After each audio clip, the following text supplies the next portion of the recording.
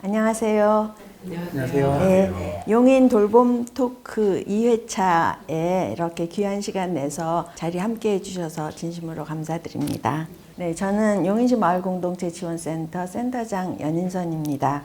용인 시민방송과 함께 올해 5차례 그 용인의 돌봄이 어떤 식으로 일어나야 좋을까 돌봄 진단을 2번을 하고 2번은 나름대로 처방에 대해서 한번 얘기해보고 마지막에는 어떻게 그러면 구체적으로 개선할 수 있을지 이렇게 5번 얘기를 진행할 거고요. 지난번에 누가 어떤 돌봄을 필요로 하는가를 1회차에 얘기를 했었고 오늘은 현 돌봄 체계는 어떠한가를 주제로 얘기를 나눌 예정입니다. 우선 오늘 함께 해주신 분을 소개해 드릴 텐데요. 네, 안녕하세요. 저는 수지 청소년 문화의 집의 센터장을 맡고 있는 권선입니다. 네. 안녕하세요. 저는 용인 시의원 이상욱이라고 합니다. 네, 저는 시의원이 되기 전에 이제 용인에서 사회적 협동조합을 운영하면서 이제 지역아동센터 2곳을 운영했습니다. 네, 아동복지시설을 운영하면서 이제 많은 어려움과 고충도 있었지만 이제 아이들을 좋아하면서 이제 아이들과 즐겁게 운영을 했고요. 네, 시의원이 당선되고도 이제 가장 먼저 찾은 행사가 이제 코로나 이후에 처음으로 캠프를 가는 용인 드림스타트 아이들에게 가서 인사를 하였습니다. 네, 그리고 현재 용인의 다함께 돌봄센터에서 고문으로 위촉받아서 의원이지만 이제 아동 돌봄에 조금이나마 도움이 되고자 활동하고 있습니다. 네. 안녕하세요. 수지장애인 자립생활센터에서 활동하고 있는 김동혜입니다. 1탄에요. 2탄에도 불러주셔서 감사하고 반갑습니다. 오늘도 장애인 당사자로서 하고 싶은 이야기도 하며 다른 분야에서 몸담고 계신 분들의 말씀도 듣는 유익한 시간을 보내고 가겠습니다. 감사합니다. 안녕하세요. 저는 용인시정연구원에서 온 서종건 박사라고 하고요. 현재 문화복지연구부에서 이제 복지 파트 맡고 있고 주로 노인복지 쪽을 주로 연구하고 있고 노인과 이제 그런 사회적 고립 이쪽 관련된 연구를 좀 주로 진행을 하고 있습니다. 네, 반갑습니다. 당사자보다는 그 분야에서 조금 그 체계에 대해서 말씀해 주실 수 있는 분들을 모셨습니다. 현 돌봄 체계로 해소되지 못하는 핵심적인 문제들이 있을 거잖아요. 그것에 대해서 얘기를 나눌 거고 지금 현재 돌봄 체계를 보완하는 데 필요한 방향이 뭘까 방향과 방안에 대한 의견을 나누는 걸로 오늘 시간을 진행하도록 하겠습니다. 첫 번째 질문 시의원님부터 그 아동과 관련해서 그 현 돌봄 체계 대략적으로 소개해 주시겠어요? 현재 아동 방과 후 돌봄으로는 이제 교육부에서 소관하는 초등 돌봄 교실과 이제 보건복지부에서 소관하는 다함께 돌봄센터, 지역아동센터가 있습니다. 초등 돌봄 교실 같은 경우는 이제 초등학생 저학년이 이제 우선적으로 이용을 하는 거고요. 이제 초등 돌봄 교실은 당연히 학교 안에서 운영이 되고 있고요. 다함께 돌봄센터는 이제 초등학생은 누구나 이용할 수 있는 돌봄 시설인데요. 네, 각 아파트 단지나 이런 상가에 있어요. 네, 그래서 이제 아파트 아동이 이제 우선적으로 이용할 수 있고 지역아동센터는 이제 초등학생부터 고등학생까지 이용할 수 있는데요. 지역아동센터 같은 경우는 아동복지시설이라서 이제 저소득층이 우선적으로 이용을 할 수가 있습니다. 지역사회에서 돌봄이 필요한 수요가 많다 보니까 지금 현재는 용인시 같은 경우는 지금 우선보호아동 50% 그리고 일반아동 50% 해갖고 정원별로 이제 이용할 수 있고요. 소관하는 이제 교육부와 보건복지부가 다르다 보니까 돌봄 교실을 운영하는 체계가 좀 다른 이 문제점이 좀 있어요. 네, 그거는 이제 다음 이제 2번째 질문에서 다시 말씀드리도록 하겠습니다. 이제 청소년 청년 같은 경우는 어떨까요? 그 인터넷 중독에 걸린 친구들을 대상으로 하는 스마트 공감센터에서 과의존 치유를 지원하고 있고요.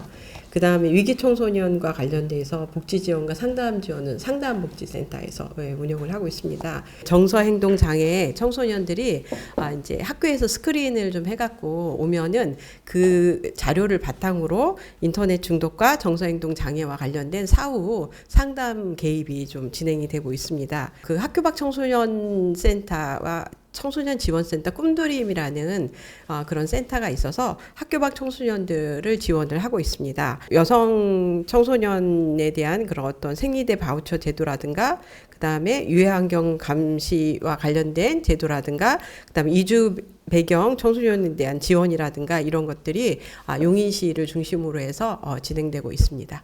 청소년 쉼터가 이제 한 2개소가 운영이 되고 있거든요. 집에서 생활하기 좀 어려운 친구들은 이제 청소년 쉼터에서 관리하고 있는데 용인시에서는 이제 단기 남자 쉼터와 중장기 여자 쉼터가 진행되고 있고요. 처인구, 수지구, 그 다음에 기흥구에서 각각의 문화의 집이 1개씩 있고요. 지역의 아이들이 놀 공간이 없을 때 이제 가서 활동할 수 있는 그런 공간들이 있고요. 다 무료입니다. 이런 시설을 이용하면 그야말로 이제 스스로 돌보게 되는 그런 시스템이 되는 거죠. 장애인 같은 경우는 돌봄 체계가 지금 어떻게 되고 있나요? 장애인의 대표적인 돌봄에는 장애인 이자립 생활을 하는데 일상생활에서 불편함이 없도록 지원을 받을 수 있는 활동 지원 서비스가 있습니다. 장애인 활동 지원 서비스는 다음과 같은 서비스가 포함됩니다. 목욕, 화장실, 50개 등을 지원해주는 신체활동 지원, 식사 준비, 세탁, 청소 등을 지원해주는 가사활동 지원, 등하교 및 출퇴근, 외출 시 동행하는 사회활동 지원이 있고 이 밖에도 양육 보조, 의사소통 도움 등이 있습니다. 이런 장애인 활동 지원 서비스를 받기 위해서는 절차가 복잡한데요. 먼저 읍면 동주민 센터에서 신청을 하면 시군구에서 수급자 자격 심의를 거쳐 국민연금공단에서 서비스 지원 종합조사라는 것을 하는데요. 서비스 지원 종합조사라는 것은 신청한 장애인의 신체 정신 기능 제한 평가를 서류 심사와 방문 조사를 하는 것입니다. 이 과정을 거쳐 활동 지원 서비스 시간이 결정이 나는 것입니다. 아유, 안 그래도 힘든데 절차도 굉장히 복잡하고 이 심사까지 받고 그다음에 시간도 이제 한정적으로 정해져서 이제 돌봄을 받을 수 있다는 얘기네요.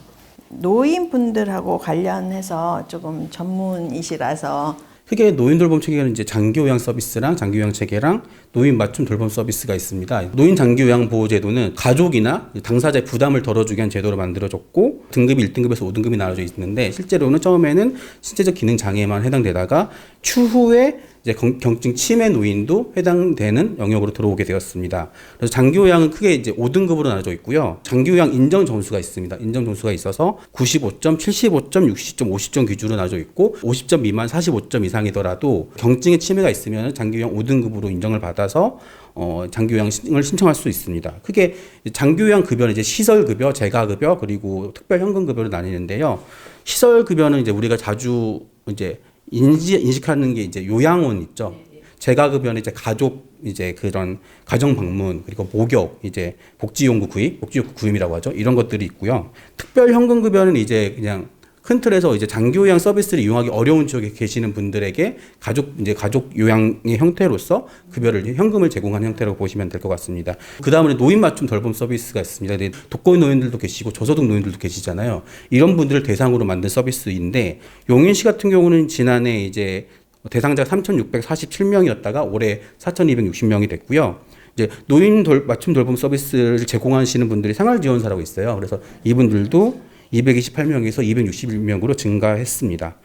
일상생활이 좀 불편한 분들을 대상으로 이제 노후생활 보장이라든지 이제 심리적 지원, 신체적 지원을 하는 것을 목표로 하고 있습니다. 장기 요양을 좀 보완하는 형태의 서비스라고 보시면 되고 두 번째로 지역사회에서 활동할 수 있도록 그러니까 이동하지 않고 지역사회에서 지내면서 돌봄을 받을 수 있도록 만든 게 노인 맞춤 돌봄 서비스라고 보시면 될 것 같습니다. 복지에 대한 요구가 점점 커지면서 정책적으로 이렇게 제도화돼 가고 있는데 당사자들이 직접 이런 제도를 잘 알지 못하잖아요. 그래서 아마 그 공백이 더 클 것 같아요. 돌봄 공백이. 사실 세부적으로는 굉장히 더 촘촘하게 그 서비스가 많이 진행되고 있기는 하잖아요. 굉장히 디테일한 편이죠. 그죠. 노인분들에 대한 돌봄 서비스가 가장 촘촘하게 만들어져 있지 않나요? 종류가 굉장히 다양해요. 네. 사실 뭐 간호부터 시작해서 이제 뭐 목욕이라든지 이런 장기요양 체계에서 이런 것들도 있고, 그러니까 체계가 굉장히 복잡하다고 보시면 될 것 같아요. 네. 근데 이때 그 노인의 기준은 연령이 그죠? 네. 네네. 65세 이상인데 사실 요즘은 이 서비스를 이용하시는 분들의 연령은 훨씬 더 사실 높을 것 같거든요. 보통은 이제 70세 이상의 분들이 많이 신청을 하시는 걸로 알고 있고요. 노인 쪽에서 좀 고민되는 건 장애와 좀 연결되어 있는 부분이잖아요. 이게 장애와 연결되어 있으면 좀 사각지대가 생기는 경우가 있어요. 똑같이 노화라는 측면에서 접근하더라도 장애가 있으시면은 그 노화가 좀 빨리 오세요. 노인 복지 시스템 안에서는 이 장애를 포괄하지 못하기 때문에 이 그러니까 장애가 있어서 좀 노화가 빨리 오시는 분들도 돌봄이 필요한데 이걸 도와줄 수가 없는 거죠. 지금 이제 자연스럽게 두 번째 질문으로 좀 넘어가게 된 것 같아요.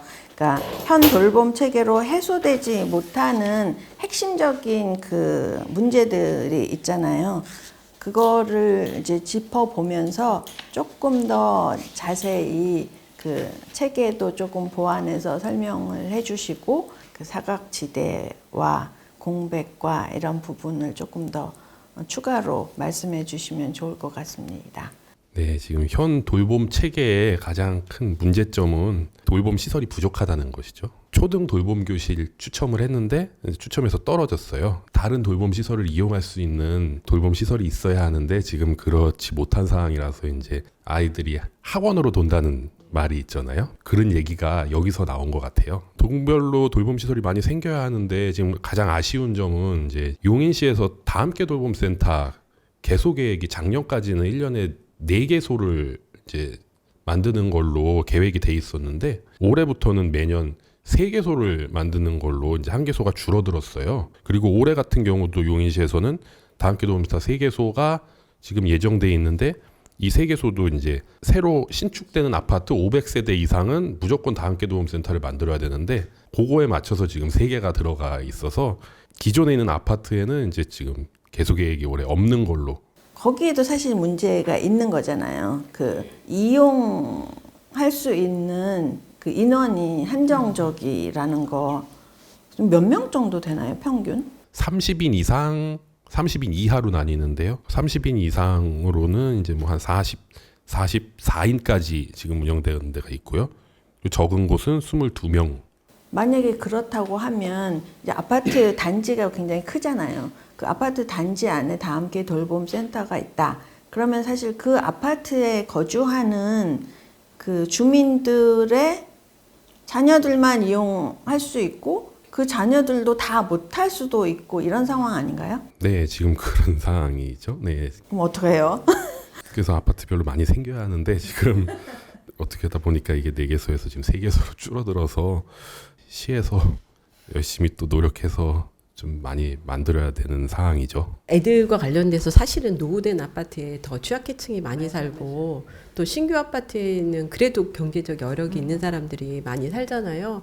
조금 더 이렇게 취약한 아파트에 그런 시설이 있었으면 좋겠다고 생각을 하고 그 처인구에 어떤 아파트에 있는데 그 작은 도서관이 그 아파트를 하나를 빌려가지고 그 도서관으로 운영을 하고 있거든요. 그 작은 곳에서 아이들이 올망졸망 앉아 있고 저희도 이제 초대받아서 어른들 몇 명하고 이제 그 연주회를 같이 들어서 그 조금 오래된 아파트였는데 굉장히 행복했던 그런 기억이 좀 있어요. 그래서 조금 그 대안으로 약간 노후된 아파트에 그 하나의 그 홀을 안 쓰는 공간이 있다면 약간 리모델링해서 이런 방식으로 해도 좋겠다는 생각이 좀 들거든요. 지금 수요는 굉장히 많은데 시설이 부족하다. 시설을 만들고 돌봄을 하려고 하다 보면 돌봄 계속 못할 것 같거든요. 있는 공간을 활용하는 거를 더 적극적으로 고민해야 되지 않을까 이런 생각이 들고 그래서 이제 작은 도서관 같은 게 용인에 사실은 꽤 많이 있는 편이고 경기도 작은 도서관 협의회에서 사실은 그 작은 도서관을 거점으로 해서 아동 돌봄 하는 걸 지원하는 그 프로그램도 있거든요. 그 동네마다 꼭 있는 시설들이 있죠. 어린이 놀이터하고 경로당은 정말 곳곳이 다 있거든요. 꼭 실내에만 아이들을 가둬서 돌봐야 된다는 건 없죠. 사실 더 안 좋죠. 놀이터를 이용하는 돌봄 같이 놀아주고 거기서 이렇게 조금 아이들을 안전을 조금 지켜봐 줄 수 있는 그런 제도를 살짝 운영한 거를 제가 알기도 하고, 경로당 같은 것도 어떻게 이제 같이 활용할 수 있을지 고민할 수 있을 것 같고, 그런 공간들을 많이 활용할 수 있는 방안을 오히려 더 적극적으로 찾아야 하지 않을까. 우리 사회가 이렇게 단절된 이유 중에 하나가 아파트 문화가 크게 기여했잖아요. 블록화된 그 아파트 단지가 이 동네를 그냥 다 이렇게 나누었잖아요. 조금씩 그 틈을 내서 해볼 수 있는 일들은 많이 있지 않을까. 아동 돌봄 같은 경우는 이제 다함께 돌봄 센터가 있지만 사실 원래 기존에 유지됐던 거는 이제 우리 시의원님께도 하셨던 아동센터였잖아요. 그게 좀 축소되는 형태로 지금 가고 있는 건지 좀 궁금합니다. 지역아동센터가 근데 이제 용인에 34개소가 운영이 되고 있는데요. 인근 저기 옆 동네 수원을 예를 들자면 수원은 지금 64개소 정도 운영되고 있어요. 그중에 절반이 운영되고 있는데, 이게 지역아동센터가 늘어나지 못하는 이유 중에 가장 큰 결정적인 이유가 2년 동안 자부담으로 운영을 해야 돼요. 네, 보조금 지원 없이 공간도 자부담으로 이제 월세를 내가면서 이제 운영을 해야 되다 보니까, 그래서 용인은 지금 34개소에서 지금 거의 한 8년 가까이 새로운 시설이 지금 안 생기고 있어요. 그래서 요 2년 자부담 요게 좀 어떻게 해소가 되면은 좀 많이 생길 수 있겠지만, 예, 그게 제일 큰 문제더라고요. 예. 이걸 꼭 분리해서 이렇게 계속 해야 되나요? 좀 합치면 안 되나요? 그거는 이제 보건복지부에서 판단할 일이라서 제가 어떻게 뭐 합칠 수 있다 없다 이렇게 말씀드리기가. 네. 2년 동안 자부담으로 운영돼야 되기 때문에 사실 새로 시작하기 굉장히 어렵고 좀 문턱이 높은 편인데, 사실은 그 이후에도 운영을 계속 지속하려면 사실 어려움이 많을 거잖아요. 그래서 이런 것들이 어떻게 지원되고 이런 문제도 사실은 이 돌봄 체계 안에서 다 사실은 얘기되어져야 할 그런 내용이 아닌가 생각이 듭니다. 센터장님들 보면 사명감으로 한다는 느낌 되게 굉장히 많이 받던 것 같아요. 그러니까 말씀하신 대로 자부담도 그 기간도 있고, 그리고 그 이후에도 사실 어려운 부분들이 굉장히 많으셨던 걸로 알고 있거든요. 그래서 그런 부분에서 굉장히 사명감이 없으면 함부로 못하는 일이구나라는 생각을 좀 많이 했던 것 같습니다. 지역아동센터를 운영하다 보면은 작년 기준으로 이제 599만 원 월 운영비가 지원이 돼요. 10%의 프로그램비를 의무적으로 써야 되고요. 법정 종사자 2인 인건비가 나가야 되고, 네, 공공요금이 나가야 되고, 그러다 보니까 운영비가 진짜 턱없이 모자라죠. 보조금에서는 월세 지출이 안 됩니다. 네, 그렇게 운영을 즐겁게 했는데 그게 이제 사명감으로 운영한다 이렇게 말씀을 해주셔서 감사했습니다. 그 아동 관련해서 마지막으로 그 초등 돌봄 그 교실이 있는데, 사실은 부모들의 경우에는 거기가 제일 안전하다고 생각해서 사실은 인기가 있는 거잖아요. 늦게까지 한다, 뭐 8시까지 운영한다, 뭐 이런 얘기를 들으면서 저는 한편으로 아이들 불쌍하다는 생각이 먼저 들었거든요. 그러니까 안전하다는 이유로, 어른들이 편하다는 이유로 아이들을, 그 어린 아이들을 학교 공간 안에 정말 하루 종일 이렇게 가둬놔야 되나? 이게 정말 맞는 돌봄인가? 그런 생각도 한편으로 들었거든요.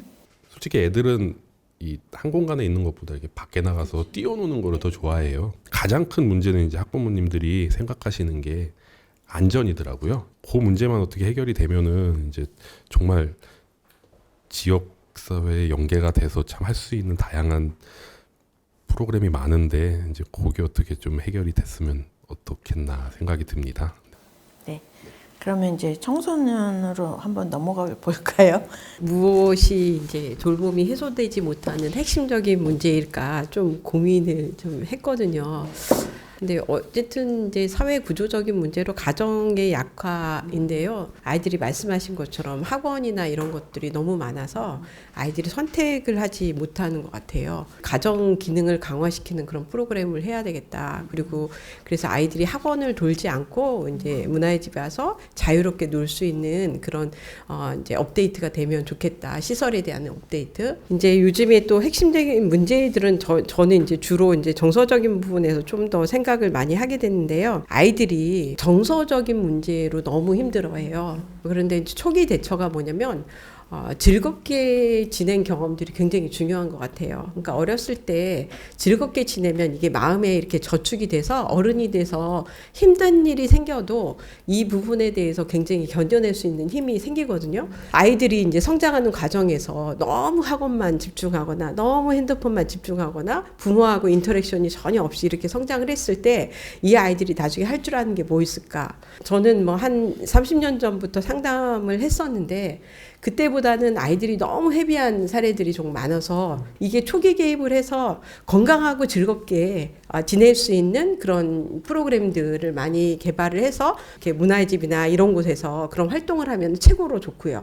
부모 자녀 관계든 아이들과의 관계든 그런 경험들을 좀 시켜주는 게 제일 좋고요. 두 번째는 그것들이 좀 안 된다 그러면 청소년과 관련된 상담 을 해서 그 아이들이 이제 상처받은 것들이나 스스로 극복 못하는 것들을 조금 도움을 받아서 극복할 수 있도록 도와주는 것들이 두 번째인 것 같아요. 상처받거나 또 아니면 실수를 하거나 어려움이 생겼을 때 이렇게 도울 수 있는 안전망을 이렇게 마련해서 노인만 촘촘히 하는 게 아니라 이제 아이들도 좀 촘촘히 좀 정말 섬세하게 잘 도와서 이 아이들이 정말 날개를 폈으면 좋겠다 이런 게 제 바람입니다. 네. 가정 기능이 약화돼서 사실은 정서적으로 어려움을 겪는 이제 청소년들이 점점 많아지는 거는 사실이죠.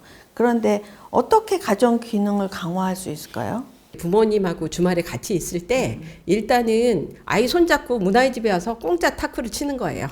그것도 가정 기능에 너무 멀게 생각하면 안 돼요. 갑자기 들이대면서 얘기하자 그러면 부담스러워요, 애들도. 부모와 자녀가 오고 가면서 서로 이렇게 얘기할 수 있고 그런 활동을 한 번이라도 하는 것들을 보면은 애들이 미소가 지어지거든요.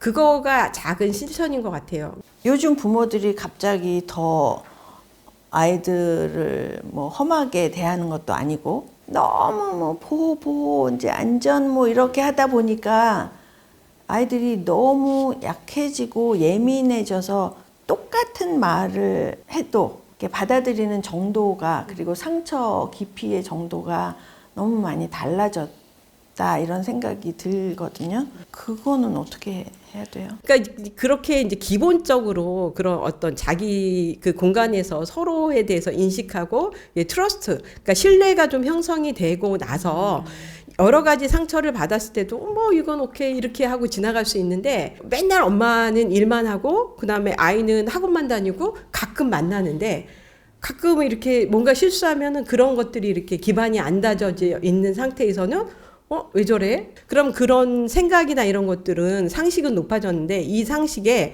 내 생활하고 이 상식하고 이게 지금 매칭이 안 되는데 갭이 있는데 이거를 이 상식선에서 생각을 하다 보니까 우리 부모는 이렇게 부족한 부분들이 많이 생기는 거예요. 부모님도 왜 우리 자식은 이렇게 내가 투자를 하는데도 이렇게 안 될까? 그리고 그 기대감이 자꾸 갖고 있는 생각과 이 실망감이 또 불일치하니까 이게 문제가 생기고 상담은 어떤 친구들이 해야 되냐면요. 지금 현실하고 이상하고 자기가 원하는 것과 이게 불일치가 심하면 심할수록 어떻게 해요? 부적응이 많이 일어나요. 그래서 이거를 돕는 일이 이제 상담을 하는 일이거든요.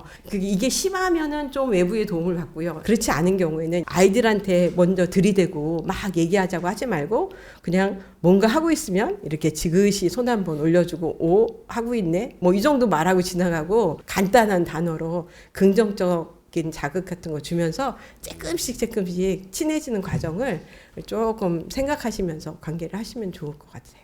문화의 집이 청소년 문화의 집이 구에 하나씩밖에 없잖아요.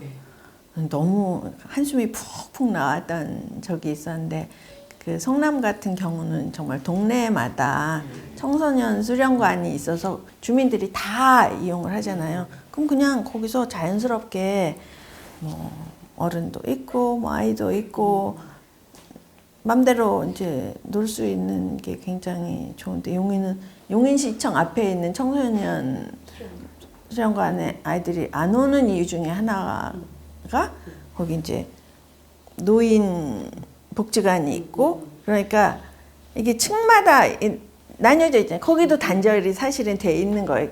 겨우 시설이 하나 있는데 그 안에서도 다 이렇게 층층이 나눠놨잖아요. 복지 전공하는 입장에서 보면은 뭐가 없어요. 참 용인이. 저는 솔직히 말씀드려서 이렇게 인구 100만, 인구 90만, 80만, 100만 이상 도시에 이렇게 종합복지관이 없는 도시는 처음 봤어요. 사실 좀 와서 좀 어떻게 보면 놀라기도 했고 실망했던 게 그 시청 앞에 말씀하신 노인복지관도 있고 그러니까 아동 청소년실도 있고 한데 그 생각을 했었어요.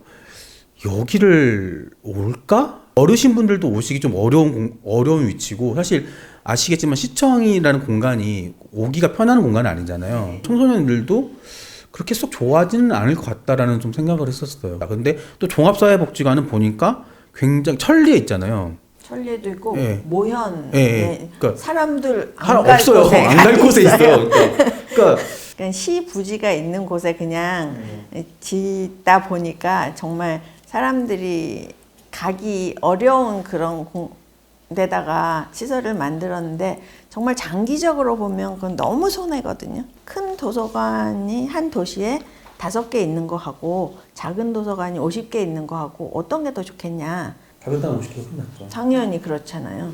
그러니까 숫자도 부족한데 위치도 되게 애매하게 있는 경우가 많은 게 그 면 단위를 좀 돌아다니다가 어떤 그 지역사회 돌봄 복지 공간이라고 어떤 이름 정확히 기억 안 나는 공간이 있는데 이 공간이 주민센터에 있어요. 근데 그 주민센터가 산 위에 있고 여기를 또 도로를 건너야 돼요. 근데 그 도로가 차가 굉장히 많이 다니는 도로죠. 근데 천구 면 단위가 어르신들이 많이 이용하실 텐데 실제적인 물리적 거리는 가깝지만 실제적인 거리는 굉장히 먼 거리잖아요. 근데 그렇다면 이건 잘못 배치된 게 아닌가라는 생각을 되게 많이 했거든요. 그러니까 뭔가 좀 그런 부분에서 굉장히 아쉬움이 많죠. 용인이 참 그렇습니다. 그죠? 장애인 분들 마찬가지죠. 활동 지원 서비스는 장애인들이 살아가는 데 있어서 꼭 필요한 생존권과 같은 서비스인데요. 2019년도에 장애 등급제가 폐지되고 활동 지원 서비스 지원 기준도 바뀌게 되어 장애인들 모두 조사를 다시 받아야 했습니다. 이때 중증 장애인은 물론 모든 장애인들이 기존에 받았던 활동 지원 시간보다 대폭 줄어드는 사태가 발생했었는데요. 이는 현행 서비스 지원 종합조사표가 기존 인정조사의 기능 제한 영역을 장애인용에 맞게 반영되지 못함으로써 생겨나게 되는 사태라고 생각하고요. 또 다른 문제는 장애인이 65세가 되면 노인 장기 요양으로 넘어가 활동 지원 서비스를 더 이상 받지 못한다는 것입니다. 2020년 12월 2일 중앙정부에서는 장애인 활동 지원에 관한 법률 개정안 제5조 활동 지원 급여의 신청 자격을 활동 지원 수급자가 65세 이후에 혼자서 사회생활을 하기 어려운 사람으로서 보건복지부 장관이 정하는 기준에 해당하는 사람인 경우에는 활동 지원 서비스 지원 시간 중 일부를 장기 요양으로 사용하도록 해놨는데요. 신규 신청자일 경우에는 적용이 가능해 활동 지원 서비스를 그대로 받을 수 있지만 개정 전에 노인 장기 요양으로 넘어간 사람은 활동 지원 서비스 시간이 24시간이었던 사람이라 할지라도 활동 지원 서비스를 지원을 못 받고 있습니다. 65세 이상 등록 장애인에 대한 현황 파악이 필요하고요. 그리고 마지막으로 발달장애인의 서비스 지원 기준과 조사표가 미흡하다는 것입니다. 현재 발달장애인의 서비스 지원 시간이 턱없이 부족합니다. 발달장애인도 활동 지원 서비스 시간이 24시간 보장된다면 충분히 발달장애인도 세상 밖으로 나와 자립할 수 있을 것입니다. 언제까지 가족에게만 책임을 지울 수는 없는 일 아닙니까? 그냥 활동 지원 서비스 말은 그렇지만 그냥 서비스 차원의 것이 아니다. 발달 장애인도 사실은 점점 많아지고 있잖아요. 수면 위로 이제 올라오지 않은 숫자들도 굉장히 많고 가정 안에서도 사실은 그 진단이 안 되는 경우도 굉장히 많죠. 그런데 이런 분들의 자립을 어떻게 도와야 될까? 이분들이 돌봄 서비스의 대상이 되지 않게 하려면 사실 자립할 수 있게 도와야 되는데 어디서부터 시작해서 어떻게 가능할지 그 통합 케어는 사실은 말은 많이 하죠. 고령장애인 같은 경우는 지금 굉장히 사각지대예요. 그러니까 두 가지 모두가 필요한 경우가 굉장히 많거든요. 근데 그냥 넘어가 버려요. 넘어가 버리기 때문에 연령이 넘어가면서 문제가 생기는 것 같고 두 번째로 근데 이제 이거를 어느 정도 보완을 해줘야 되는데 사실 용인 시 같은 경우도 저번 이제 임기 때 고령 장애인 지원에 대한 조례를 만들었어요. 근데 제가 작년에 연구를 하면서 느꼈던 게 사실 지원 조례가 의미가 없다였어요. 강제성이 없고 할 필요가 있다, 해야 된다라고 말하기 때문에 보기에는 좋죠. 보기에는 좋은데 실제로 뭔가를 지원할 수 있는 어떤 강제 조건이 없어요. 형식적으로만 작용하는 그런 부분에서 좀 많이 문제가 있다라고 좀 이해되는 부분이라고 볼 수 있습니다. 네. 장애인 경우는 사실은 돌봄 이전부터 저는 문제가 많다고 생각이 들거든요. 밖에 나가서 어디를 가고 싶어도 차도 너무 오래 기다려야 되고 버스를 타기도 너무 힘들고 그렇다고 그 장애인 이동 도움이 그 차량을 기다리면 뭐 어떤 경우에는 뭐 몇 시간을 기다려야 된다는 얘기도 들었고 돌봄 이전에 그 생활 조건이 제대로 안 되고 있는 거 아닌가요? 기다리는 것부터 해서 버스를 타고 죽전역부터 구성역까지 이동을 했는데요. 일단 저상 버스가 일단은 죽전에서 구성까지 가는 게 한 대 있더라고요. 70분 가까이 기다려서 탔고요. 그리고 이제 내릴 때도 많이 실랑이가 있었는데 버스 기사님은 버스 정류장에 내려줘야 된다고 하고, 그리고 이제 저희는 버스 정류장에서 좀 벗어나서 앞으로 가서 내려달라고 하는데 그 이유가 휠체어가 버스 정류장에 내리면은 버스 정류장 밖으로 휠체어가 나갈 수가 없어요. 디귿자로 칸막이가 돼 있으면은 그 양쪽으로 휠체어가 못 나가게 폭이 작아갖고 네네네네네 정류장 안에서 밖으로 나갈 수 없어서 저희는 정류장에서 앞으로 가서 내려달라는 거고, 기사님은 안 된다고 또 버스 정류장 아닌 곳에 내리면은 이제 그거는 또 내 문제가 된다고 해서 그거 때문에 또 실랑이가 있었고요. 정말 기본적인 기본권인데도 이렇게 보장이 안 되다 보니까 정말 많이 보완이 필요하지 않나. 시청이라든지 이런 공간에서는 이제 무장애 그 공간이라든지 아니면 유니버셜 디자인이 좀 많이 적용되지만 일반 사기업체라든지 아니면 일반 그 도로라든지 이런 부분에 사실 그런 게 많이 없는 경우가 굉장히 많아요. 그래서 좀 더 용인시에서 좀 더 접근이 필요하지 않을까, 이런 것들이 좀 기본적인 이동권이 보장이 돼야 된다라는 것들이 좀 있죠. 용인의 유니버설 화장실도 제가 문제가 되는 걸 하나 이제 말씀드리자면은 휠체어가 잘 들어갈 수 있게끔 문이 만들어져야 되면 이제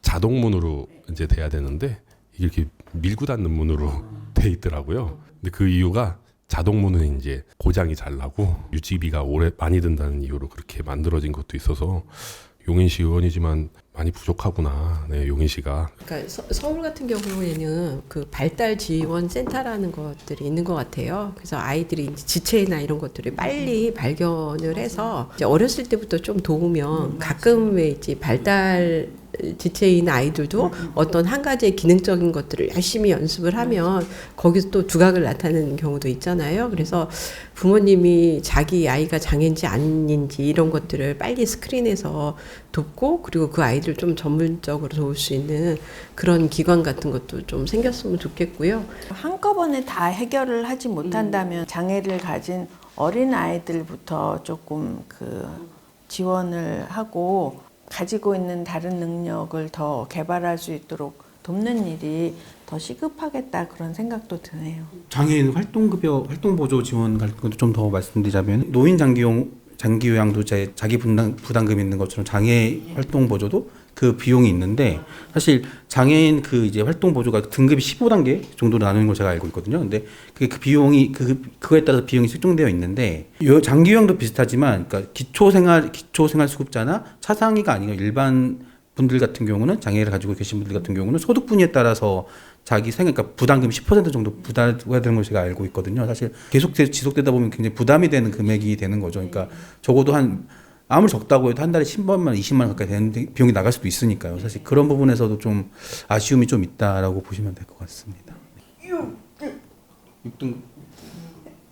15등급에서 6등급으로. 크기가 변경된. 아까 처음에 말씀하셨죠. 그 등급 지원 등급 체계가 바뀌어서 그 서비스를 지속적으로 받지 못하시는 분들이 많다고. 그러니까 이게 굉장히 그 행정 위주고 현실을 전혀 반영하지 않은 경우네요. 정신장애와 관련돼서 좀 한 가지를 하면은 요즘에 이제 좀 그런 친구들도 또 많이 발생하거든요. 그러니까 초기에 이제 상담이나 이런 것들에 개입이 안 되면은 우울증에서 그다음 조울증으로 가서 이제 조현병이 되는 경우들도 좀 있어요. 이제 초기에 아이들에 대한 대처나 이런 것들이 정말 중요하다는 것들을 인식하고 이렇게 사회적으로 그런 시스템을 정말 만드는 것들이 좀 필요합니다. 그리고 지금 현재 이제 상담복지센터나 이런 데서도 좀 웨이팅이 좀 있거든요. 시설들이 조금 더 원만하게 생겨서 그 아이들이 좀 상담을 받고 싶을 때 적절하게 받을 수 있는 그런 시스템도 좀 필요한 것 같습니다. 네. 겉으로는 굉장히 잘 살게 됐는데 뒤로 이렇게 많이 구멍이 숭숭 나 있을 뿐만이 아니라 보이지 않는 그 어려움들이 있어서 청소년 자살률 점점 높아져 가고 있고, 자살까지는 안 가더라도 정신적인, 정서적인, 심리적인 그 불안정으로 정말 건강하고 행복하게 살지 못하는 사람들이 점점 많아지니까 이거는 사실 복지 시스템으로 해결하기 굉장히 어려운 거잖아요.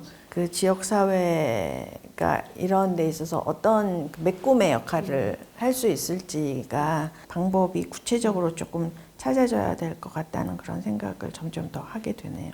그 노인 복지 관련해서 장기요양 같은 경우 비용 문제가 있을 것이고 본인 분담금 말씀드리는 거고, 등급으로 나누기 때문에 이제 서비스 대상자가 제한된다는 것도 있고, 사실 그렇게 되면 포괄성이 부족하죠. 그런 것도 있고, 제공시설 같은 경우 서비스 제공시설 편중이나 난립이 문제가 되는데, 이게 무슨 말이냐면은 허가제거든요. 그래서 허가제이기 때문에 허가만 받으면 어디든 낼 수 있어요. 근데 주로 노인들이 많은 곳들, 특히 도시가 아무래도 많이 편중되고, 그러니까 시골은 잘 없죠. 있어도 뭐 이제 한두 곳 정도인데 하고, 경쟁이 굉장히 심화되거든요. 그럼 서비스 질이 굉장히 낮아져요.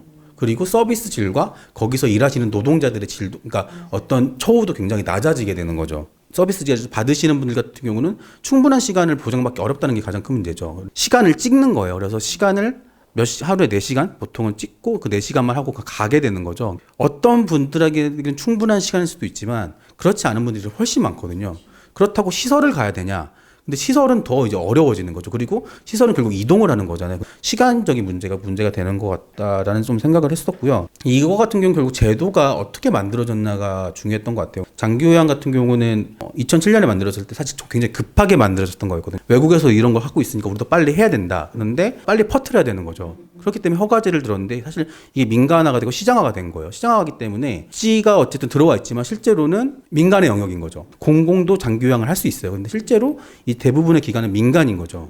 그렇기 때문에 서비스나 질이나 이런 것들이 참 담보하기 어렵다. 그래서 불만이 굉장히 생길 수밖에 없는 구조다라는 게 문제가 될 것 같고, 그런 부분에서 장기요양 같은 경우는 좀 개인적으로는 좀 많이 아쉬운 부분이 많다. 그러니까 어르신분들 같은 경우는 이게 굉장히 서비스 대상자가 표가 되기 때문에 서비스를 많이 주긴 하는데 그 서비스가 생각보다 충분하지 않다. 그러니까 겉핥기식이다. 이런 경우가 계속 많고요. 요즘 동네 돌아다니다 보면 제일 많이 생기는 것 중에 하나가 카페와 요양보호시설이거든요. 다 경쟁을 해야 되는 구조다 보니까 그 사실은 등급 받는 것도 사실 그 등급이 아닌데 등급 올려주고 이러다 보니까 사실 그 세금은 거기에 또 다 들어가야 되고 그 서비스가 충분하지 않고 나머지를 또 메꿔야 되고 계속 그 밑빠진 독에 물 붓기 같은. 가족 돌봄의 부담이 안 꺾였다는 말을 했잖아요. 그러니까 제가 같은 경우는 시간이 한정되어 있단 말이에요. 근데 요양보호사가 입주를 해요. 그래서 24시간 봐주는 거죠. 대신 24시간이기 때문에 거의 300, 400을 받게 되는 거죠. 그 300, 400, 그러니까 200, 300 그 비용을 가족이 부담하는 거죠. 본인이나. 결국에는 24시간이란 결국에는 충분한 서비스를 제공받기 위해서는 본인 부담금이 굉장히 중요하다. 그런 것들이 굉장히 큰 문제가 되는 거죠. 그러니까 실제로는 더 확대가 돼야 되는데 그렇지 못하다. 사실 마냥 확대하기도 되게 어려운 상황인 거죠. 왜냐하면 재정적인 문제도 있고 고령화 현상이 굉장히 심화되고 있기 때문에 용인 씨가 지금 14.8% 노인인구 고정되고 원삼이나 배감 같은 경우 이미 20% 넘겼거든요. 그래서 사실 그런 지역 같은 경우는 해서 좀 더 욕구가 많을 텐데 그럼 어쨌든 국가 예산이기 때문에 더 많은 비용이 투입이 되는 거죠. 그래서 이게 굉장히 이제 어려워지는 상황, 그러니까 해결하기 어려운 상황이 되는 거죠.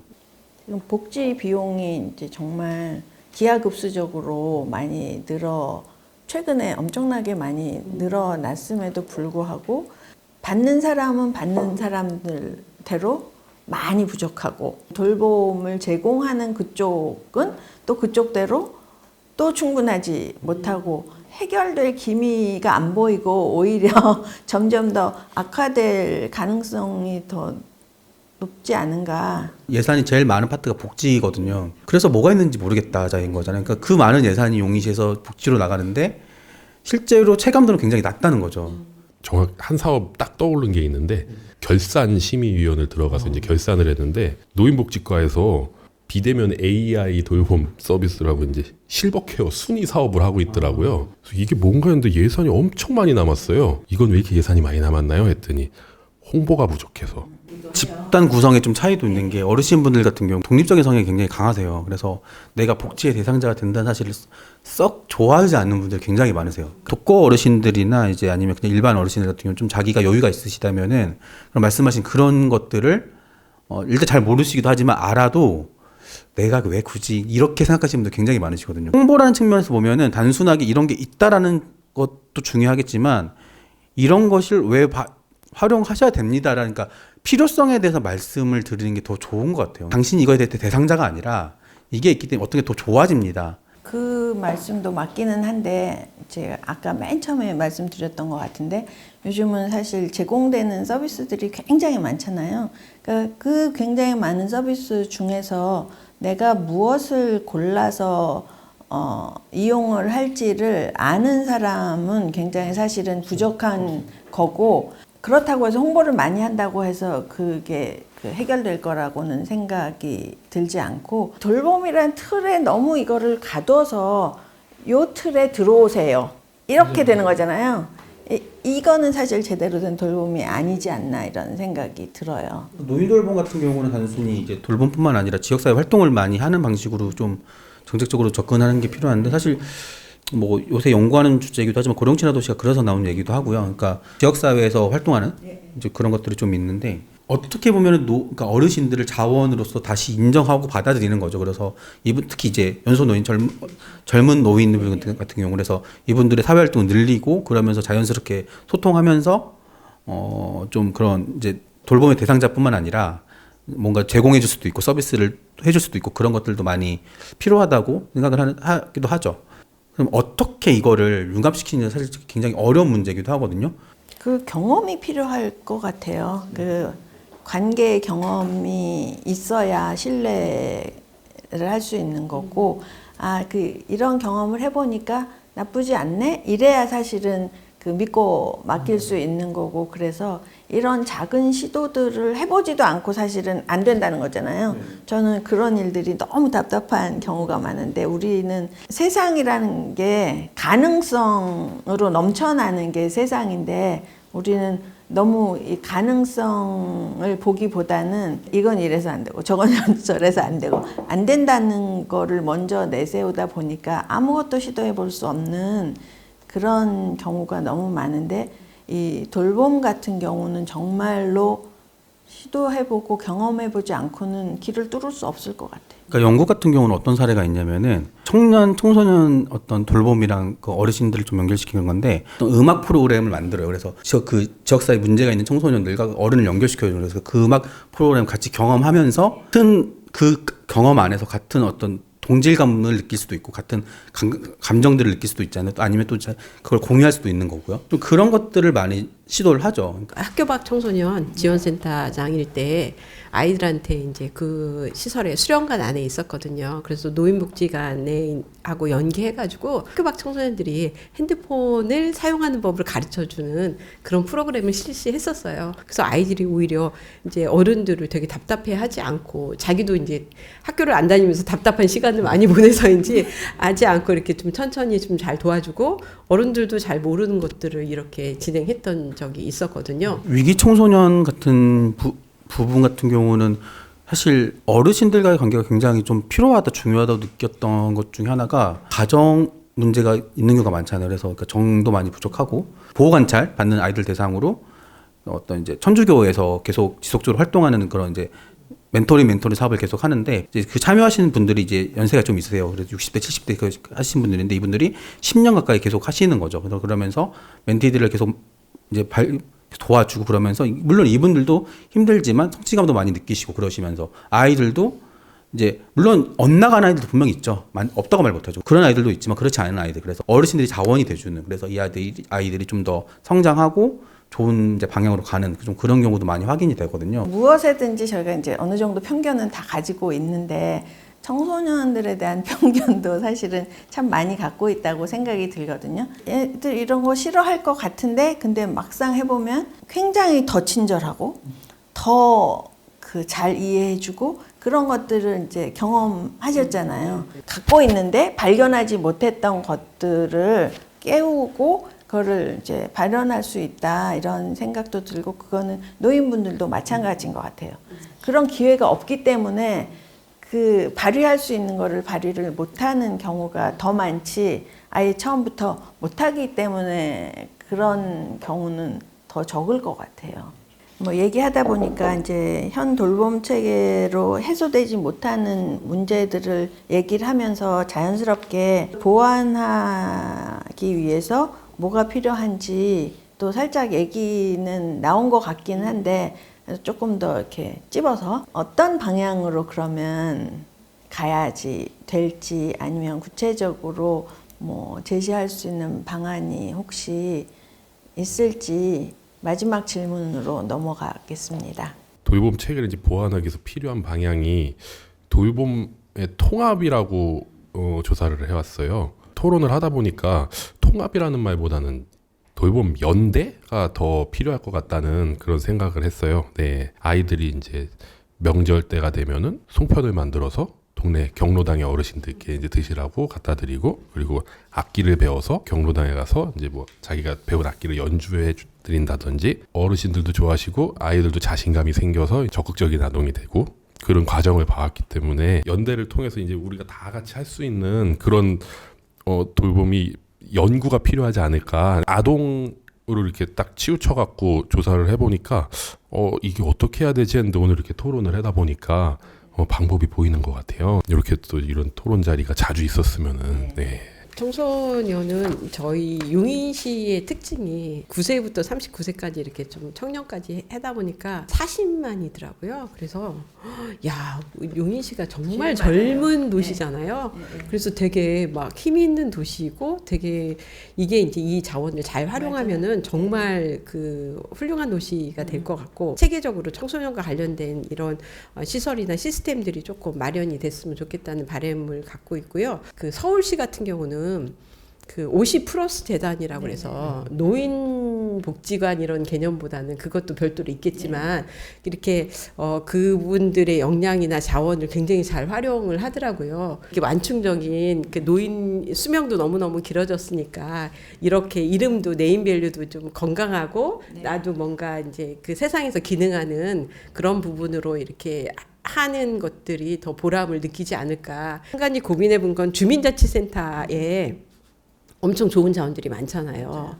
그래서 거기를 중심으로 정말 마을 공동체 나 이런 것들이 좀 구성이 돼서 그 지역의 청소년들을 조금 돌보는 그런 이렇게 시스템이 마련이 되고 그 지역 그 주민자치센터의 그 좋은 자원들을 조금 여력이 안 된다면 그 저희 지금 청소년 미래재단에 청소년 지도사와 청소년 상담사의 전문 인력이 있으니까 그들이 또 이렇게 보완을 좀 하고 그래서 이 아이들이 조금 더 건강하게 성장할 수 있는 정말 마을 공동체를 중심으로 지원이 되면 이렇게 좋겠다라는 생각을 좀 해보게 됐습니다. 아까 말씀드린 문제들에 대한 해결 방향과 방안을 생각해봤습니다. 활동 지원 종합조사가 장애 유형별과 소급자의 욕구별로 책정되어 중증 장애인과 발달 장애인에게 활동 지원 서비스 시간을 24시간 보장해주는 것뿐이라 생각하고요.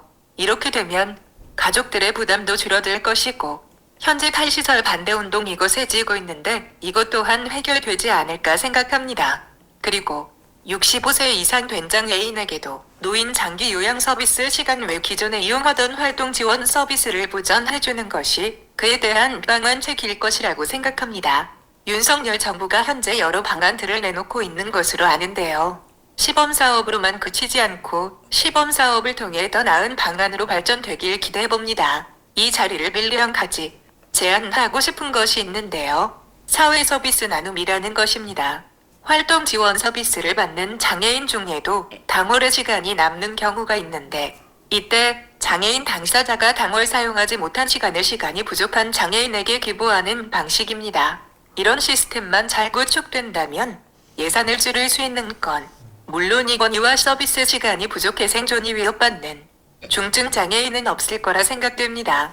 보건복지부 이하 해당 지자체들이 이러한 시스템을 구축할 수 있도록 검토해 주시길 바랍니다. 생각하지 못했던 부분인데 연구해 볼 만한 부분인 것 같아요. 그러니까 어떤 분 같은 경우는 똑같은 시간을 받아도 그 시간이 부족한 분들이 분명히 계시는 걸로 다 그런 상황이기 때문에 비용이라는 측면에서 그걸 늘리지 않더라도 이거를 나눠서 보내줄 수가 있다면은 이걸 그 관리할 수가 있다면 충분히 비용도 절감하면서 어떻게 보면 그 서비스의 그런 불충분성 이런 것도 좀 해결할 수 있는 방안이라고 생각을 해서 이런 부분에 대한 연구도 추후에 한번 해볼 필요가 있지 않을까 좀 그런 생각이 들었습니다. 노인 쪽. 노인.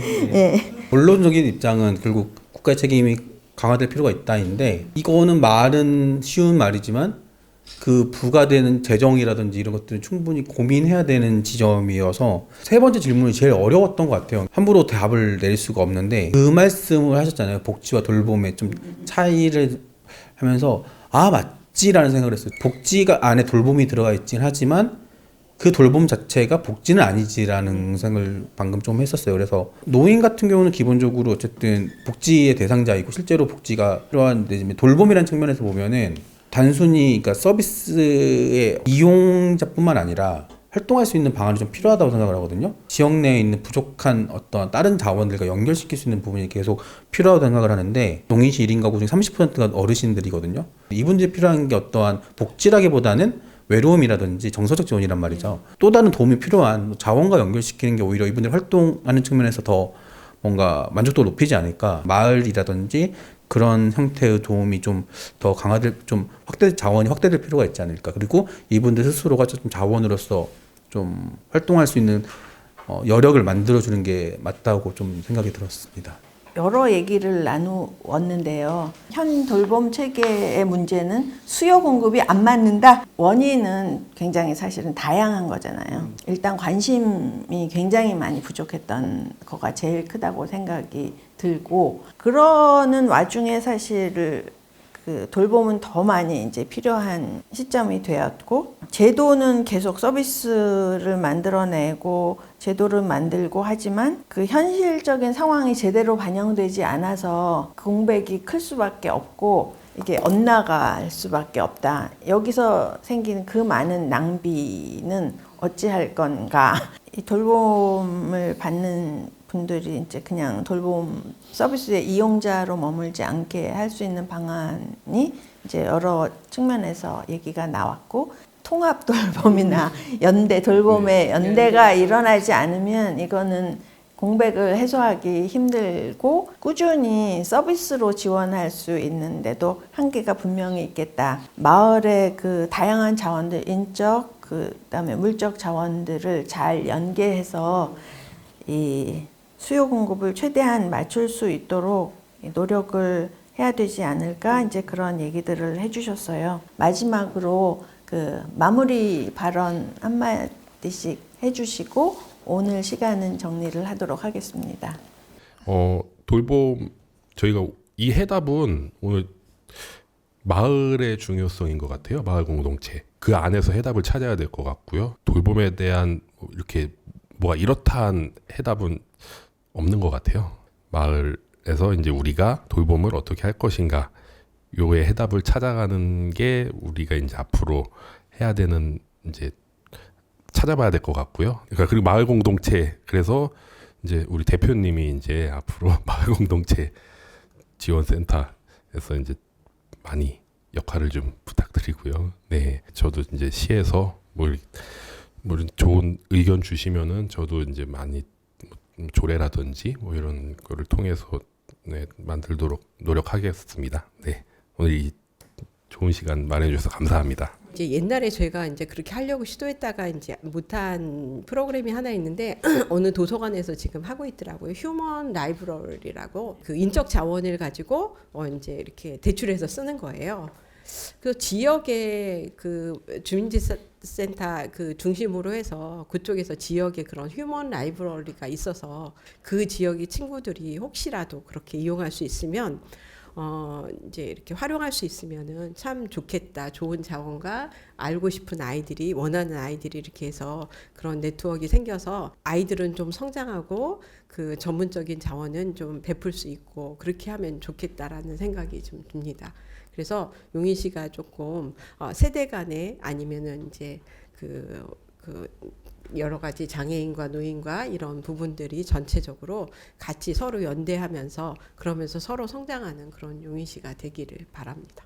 우리나라는 아직도 장애를 사회적인 문제로 보지 않고 개인적인 문제로 보고 있는 것 같습니다. 스웨덴에서는 장애란 말이 없다고 합니다. 그 말은 장애를 가진 사람이 자신이 장애인이라는 것을 느낄 필요 없이 장애인이 사는데 불편함이 전혀 없어서 장애라는 말이 무의미하다는 의미겠지요. 우리나라도 언젠가는 스웨덴 같은 나라가 될 수 있을 거란 희망을 가져봅니다. 용인시 그 사회적 고립과 이제 고독사 관련된 연구를 좀 요새 수행 중인데 사실 그러면서 돌봄에 대한 생각을 좀 많이 했었던 것 같아요. 이분들 같은 경우는 그러니까 연령에 해당되지 않고 어떤 복지 서비스의 대상도 아니기 때문에 말 그대로 고립이 되고 혼자 1인 가구 고립이 되고 그런 경우가 많은데 그래서 정말 어떻게 보면 돌봄 필요한 부분들은 이분들일 수도 있는데 어떤 연령이란 측면에서 돌봄을 대상을 제한하는 거는 좀 아쉬움이 있지 않을까라는 생각을 좀 오늘 좀 했던 것 같아요. 말씀하신 통합 돌봄, 연대 돌봄 좀 그래서 어떻게 보면 좀 필요하다는 생각이 좀 들었고 제가 용인시정연구원에 작년에 오고 나서 처음으로 이렇게 외부 활동을 이제 본격적으로 하고 되는 과정인데 많이 오늘 이야기를 좀 많이 들었던 것 같아요. 그러니까 사실 연구원 안에만 있다 보면은 좀 갇히게 되는 경우가 많거든요. 그래서 좀 아쉬운 것, 그러니까 제 스스로도 좀 그런 것도 아쉬운 게 좀 많았었는데 오늘 이렇게 좋은 얘기 많이 들어서 해주셔서 감사하고요. 돌봄 이제 그 복지가 아닌 돌봄을 생각할 때는 진짜 서로 돌봄이 이제 필요한 시대가 됐고 그런 사회가 됐다라고 얘기할 수밖에 없을 것 같고요. 저는 한편으로 이제 그런 생각을 했어요. 저도 살면서 이제 그런 생각 가끔 하거든요. 나한테 정말 중요한 거, 내가 진짜 필요로 하는 걸 내가 정말 알고 그걸 찾고 사나? 이제 이런 생각을 해보면 그렇지 않은 것 같더라고요. 그냥 세상이 이게 필요하다고 제시해 주는 게 그냥 필요한 건 줄 알고 살지 개개인이 정말 필요로 하는 거는 다 다른데 그걸 모르는 거예요. 그러니까 저도 돌봄이 필요할 수 있고 우리 다 돌봄이 필요할 수 있어요. 그 돌봄의 형태나 성격은 이제 다 다를 수 있는 거죠. 근데 그거를 인식조차 하지 못하고 되는 대로 흘러가는 대로 아니면 제시하는 대로 이렇게 살고 있어서 우리의 삶이 더 팍팍하고 행복하지 못하고 채워지지 않고 이런 거 아닌가 이제 그런 생각이 들면서 내가 정말 필요로 하는 거는 뭐고 내 아이가 정말 필요로 하는 거는 뭐고 부모님이 정말 필요로 하는 거는 뭔지를 사실은 살피는 게 지난 시간에 돌봄 정의하면서 그 각자의 존재가 그 존중받을 수 있는 게 돌봄이라는 정의가 그런 의미에서 다시 소중했구나 이런 생각이 듭니다. 그래서 그런 걸 돌아볼 수 있고 앞으로 이제 그 해결책을 찾아가려면 그것도 다시 생각해야 될 것 같고요. 오늘 마무리 이렇게 발언 들으면서 자연스럽게 돌봄의 방향은 어디를 향해야 할까가 이제 다음번 이제 이야기 주제인데 나침반 이렇게 화살이 조금 한 방향을 조금 표시를 해주는 것 같아요. 어쨌든 다음의 자리도 이제 기대가 되고 앞으로 3번 더 남았는데 얘기가 조금 더 진전이 돼서 정말 뭔가 새롭게 시도해 볼 수 있는 내년이 되었으면 좋겠다. 귀한 시간 내서 와주시고 또 좋은 얘기를 많이 함께 나누고 듣고 해주셔서 감사드립니다. 감사합니다. 감사합니다.